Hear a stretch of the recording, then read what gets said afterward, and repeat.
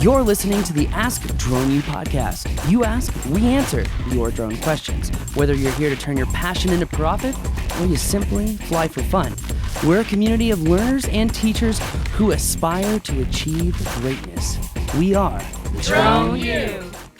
Hey everyone, and welcome to another edition of the Ask Drone U news show.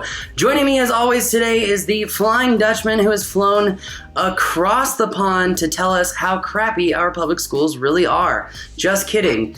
That being said, Haya, welcome to the show. Hey Paul, good morning. How are you? What did you have for breakfast today? I had a McDonald's sandwich. Yay! There you go. On that bombshell, audio is good, Haya, which brings us to our first story of the day. Actually, because of one of the bots that we have set up on Instagram, I found a new leak to the Mavic 3, an image I haven't seen before, and yet it seems like this may not actually be a new leak of a Mavic 3 at all, as drone pilots are debating this may actually be a completely different product. Haya, did you see these images that came out of the Mavic 3, or is it an X7 gimbal? Yeah, I saw them yesterday come by, and I think both of these images are photoshopped. There might be something in there, I mean, like you're saying, for a gimbal, but I doubt it, to be honest. I mean, this will be the third time we see a photoshopped image of a Mavic 3 announcement, and I think, if anything, what it tells us is how anxious people are to get a real new DJI drone. Not some Mavic Mini, not some Mavic Air 2, but the new Mavic 3. And People are desperate for a new drone, and unfortunately, it doesn't seem like we're going to get one in 2020. As far as we can tell, based on the information we've received, it all indicates that it's going to be early next year before we see a drone like that. So expect more photoshopped images to come by in the meantime, as we are anxiously waiting this new drone. Yeah, I mean, didn't you write in your Game of Drones article that DJI wouldn't be launching a new drone until an administration change? Is that right? Yeah, that's what we've heard. And until the current administration leaves the White House and a new one comes in, DJI was not going to launch the Mavic 3. Now, of course, you're not going to get this confirmed from DJI. You're not going to find this written in stone anywhere, but that's through the grapevine, the news that we've heard. Yeah, what a political move that is. But that brings us to our next story. As people try to decide of whether using Amazon or Walmart, it seems like Walmart is trying to step up the game with drone delivery. Haya, it really makes me wonder, as COVID has really made us move into e-commerce even more, and it's perpetuated e-commerce even more, it makes you wonder if the next large monster of retail is going to be the company that can deliver packages the fastest. And it looks like the systems to do so are going to be really important. But Haya, what is Walmart doing? Are they really testing drones? Are they really rolling this out? What's going on? Yeah, they're going to start testing in Fayetteville, North Carolina. And just to back up a little bit, I mean, we've already seen UPS and Wing, which is a subsidiary from Google. Those two companies got their Part 135 certification, making them air carrier companies, if you will. Amazon recently got the same Part 135 certification. So Amazon joined that exclusive group, if you will. And now we're hearing that Walmart is starting to test with drones for home drone delivery service as well. And over the last few years, we've seen Walmart and Amazon basically going head to head as two giant retail companies that are trying to bring products like the widest variety at the lowest possible price at the highest convenience. Now, we already know from Amazon they can deliver really quickly, so you don't need to go to an Amazon store to get what you want. You can just order it online. And we've seen Walmart, which has like a ton of physical locations, as of course everybody knows, moving into that online space as well. And it seems now that they're more and more going to copy Amazon. They already announced that they're going to launch Walmart Plus, which is basically a copy of Amazon Prime, the subscription service.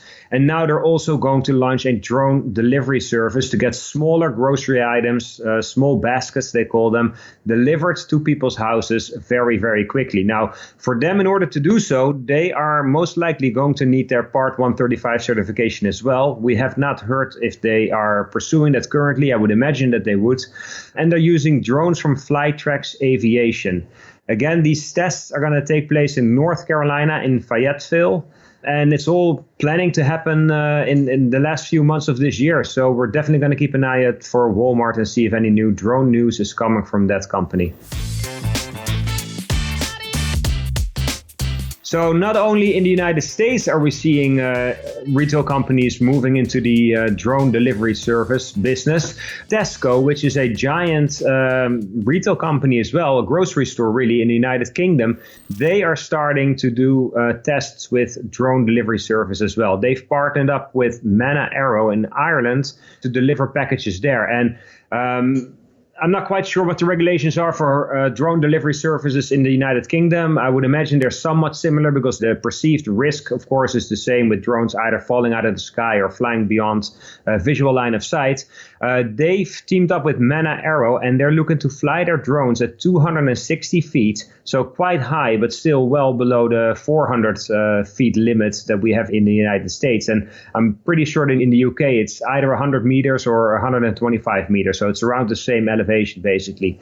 And these drones are going to fly at 50 miles an hour within a range of 1.2 miles, which arguably might still be within visual line of sight. So maybe instead of flying beyond visual line of sight, maybe what they're doing in England or in Ireland is to keep the radius a little smaller so that they can go ahead with these drone service tests without getting all the necessary approvals. Anyway, just wanted to throw that out there as well. So we have Amazon, Walmart in the US, and now Tesco in the United Kingdom as well, launching and testing their drone delivery service.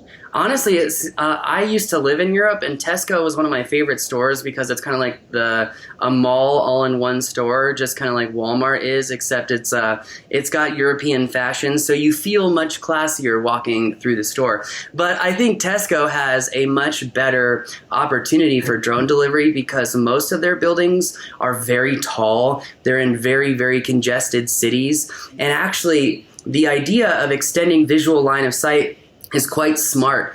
Kind of gives me an idea of how you could use research to prove how drone delivery could be accomplished even more so here in America if you could prove visual line of sight was further than what people already assume.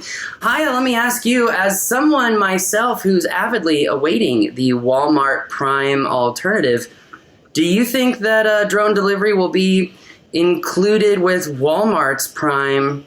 Maybe not so much Amazon's. Like you got to pay for an additional level of Prime to get this. Well, their Walmart Plus subscription service, I believe, is priced right below $100 per year, which would put it right at the same level as Amazon. Whether that would include free delivery service through drones, I don't know. Keep in mind, though, that testing of drone delivery services typically takes place either in very controlled environments or in very remote environments where very few people live. So they try to lower the risk profile as much as possible when they conduct these tests.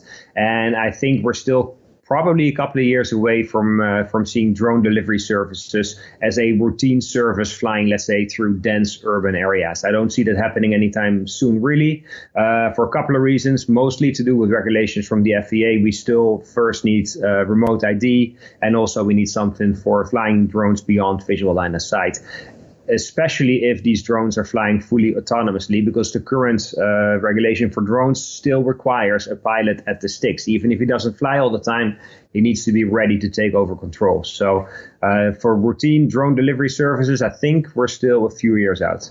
I just had an epiphany here, Haya. If the FAA requires you to have a strobe at civil twilight, and that strobe is supposed to be seen for 3 statute miles, then isn't the assumption that you could fly visual line of sight up to 3 miles away? Maybe not necessarily in civil twilight, maybe in daylight, I don't know. But this actually provides quite the argument for extending visual line of sight when using strobes. And Haya, makes me wonder if we should be pursuing a a point of research to submit to the FAA to say this actually might be a very good idea for extending drone operations by simply adding daytime strobes. Because you could argue, I mean, like, think about the legal argument in court, right? You know, hey, you got caught flying a drone beyond visual line of sight. You were caught flying a mile away. It's like, well, I was using a strobe, the same strobe that I use for my daylight waiver. And the daylight waiver says the strobe must be able to be seen for 3 miles. We know this particular strobe is qualified to do that. So isn't visual line of sight assumed to be 3 miles then? It'd be worth doing a deep dive into this, because I don't think the FAA has defined a specific distance as being within visual line of sight. And of course, it depends on many factors. I mean, for one, your own eyesight, but secondly, position of the sun. Are you flying into the sun? Is the sun shining on you from behind?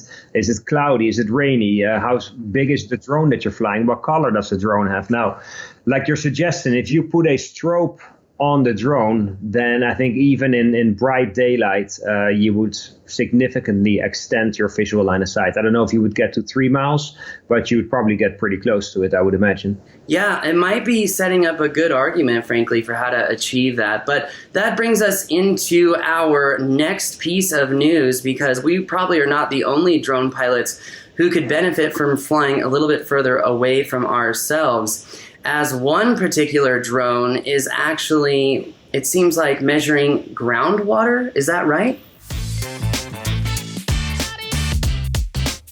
Yeah.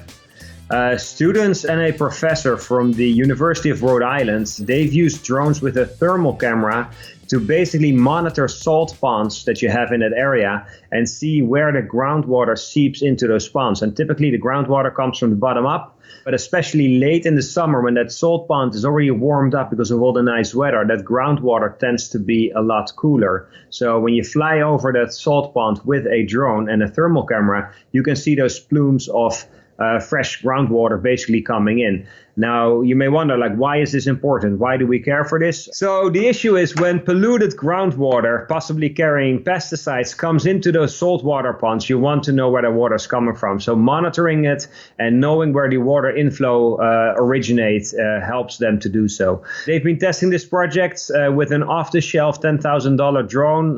They didn't specify which one, but I would imagine it's probably a Matrice with a thermal camera. And that's the research project that's been going on in Rhode Island, which I think is quite interesting, actually. Yeah, definitely interesting. It's cool to see how different people are using drones to solve problems. And not only solve problems, Haya, but even to determine and find things that were lost. From endangered animals to ancestral sites in Kansas. In these next 2 stories, explain once again how drones are being used for good. What's going on here, Haya? Yeah, so you can use drones to track polluted groundwater seeping into salt ponds, but you can also use a drone to track wildlife. And the thing with wildlife is, and this story, by the way, takes us down under, takes us to Australia. The traditional ways of counting and monitoring wildlife would be that you, first of all, walk into the jungle or the forest and manually count and track the wildlife. But now what they're doing with radio tags is they're able to follow individual animals. Now, the problem is still is if you do this in a manual fashion, you can only really track one animal at once, and your radio signal is limited because you're from the ground level up. And as soon as you have elevation changes in the terrain, your range is quite limited. So what would be the ideal solution? Obviously, you mount all that stuff on a drone and you fly over those areas. And this is exactly what a researcher in Australia, Debbie Saunders, is doing. She equipped a drone with this tracking equipment, and they can cover hundreds of miles in a day scouting for these animals, and they can track up to 40 animals at once versus tracking an individual animal from the ground level up. So it makes a huge difference. She used to work in academia. She now has launched a company called Wildlife Drones, and she has basically stopped working in academia to focus fully on her drone company, because these services are not only used in Australia, but they're also being used now elsewhere in the world. Yeah, now that you said Australia, I'm like, okay, how is she flying hundreds of miles per day? That's like not technically possible following the rules, but Australia, right? That makes sense, totally. Yeah. And in fact, I wish it was easy to follow the rules and fly hundreds of miles a day here. There's really no reason not to. So, and again, I don't want to play drone police. Haya. But it's not necessarily hundreds of miles. They cover hundreds of acres per day. So square acres is what they're talking about. Gotcha. Okay, so not miles, acres. That makes sense. Covering 400 acres in a day is quite easy. That being said, that brings us to our next piece of news, Haya, which I'm excited for this. No offense, I wasn't really excited for the last couple stories. Tracking cows is fun. That being said, I am really excited, though, about the new Ronin RS2. The Ronin S is probably one of my favorite assets to have. In fact, I absolutely love the thing. So help me understand here. What is the RS2? Is it just one gimbal? Are there two versions? What makes it different? Yes, originally it seemed like it was only going to be one Ronin RS2, a more professional gimbal that combined all the best parts from the original S and the SC. It seems like with a lot of carbon fiber, making it a really strong but also lightweight handheld gimbal. It was going to be launched on September 9th, which of course, as we're recording the show on September 11th, is already 2 days behind us. But what happened is DJI sent out another announcement with an image showing two gimbals, not just one Ronin, two Ronins, and in the background you see the numbers 2020 and 10, indicating that it's going to be October instead of September. So we have bad news on one hand, we have to wait even longer for this Ronin gimbal to arrive. The good news on the other hand is we're going to get two of them instead of just one. And if you look at the image, it seems to indicate that one is going to be more for professional use, probably more expensive, lighter weight, maybe having stronger motors as well. And then there's another version which is, let's say, a prosumer model. I would imagine significantly less expensive, probably less strong in terms of the motors and the power and the payload it can carry. But for those people who don't need all those professional features, that might just be the gimbal to go for. Now, the question, of course, is why did DJI delay the launch of their product? We reached out to DJI. We got a really nice, polite, professional answer from them, but not really the answer and the information we were looking for. We're not quite sure, but what it might be is that Apple has their event, I think, in 4 or 5 days from today. And it seems that DJI possibly did not want to launch a new product in the midst of all the Apple news coming out over the next week or so. So that makes sense. They would get lost in all the noise, I would imagine. So now we have to wait until the end of the month. They did not give us a day other than just saying 2020 and October. So it might be October 1st. I would expect at least early on in the month. Wow, that's awesome, man. I'm really excited about that. So much that you can do with these things. It's ridiculous. It's probably the best augmentation to the drones that we have, frankly. Well, Haya, that brings us to our last piece of news this week. Last week, we talked about, all these new American drone manufacturers. We talked about Teal. We talked about FreeFly, kind of teasing the Astro. And one particular person brought up that a lot of these drones are concepts. They're not available yet. Well, one drone manufacturer who is, right here in America has showcased an entirely new way of designing drones, launching their new platform, Prism. We actually did another long-form interview with Bobby Watts of Watts Innovation, who seems to be the underdog in the drone manufacturing industry when it comes to American drone manufacturers. But Haya, I have to say this Prism is really exciting. It's the first drone that I've ever seen that has variable propulsion.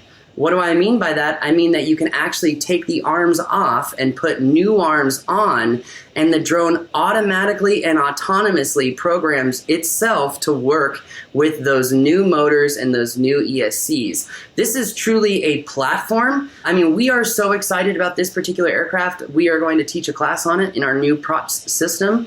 And I honestly think that this aircraft could actually crush a lot of those other aircraft that were announced simply because of the ease of use, the HD downlink, the built-in autonomy, the fact that you can carry payloads above and below, and the fact that you can carry a wide range of payloads. In fact, a wider range of payloads than any of those other drones that were even released.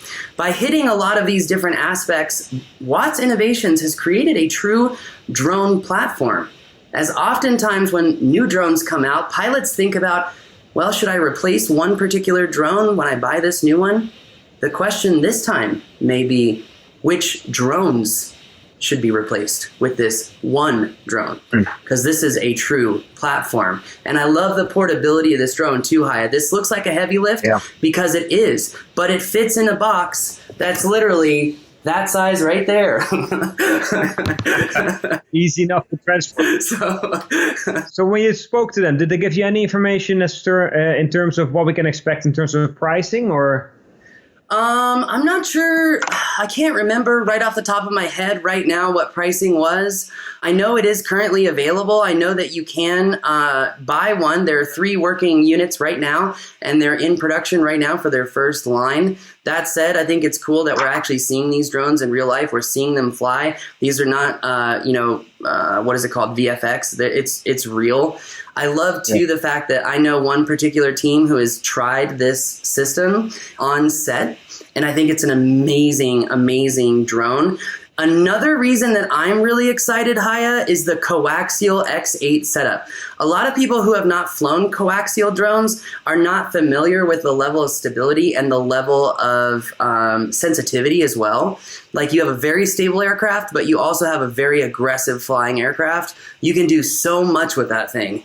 I'm sure you can tell just from my demeanor that I'm really excited about this new drone platform, which is by Watts Innovation. Again, it's called Prism, and I think it's worth checking out, Haya.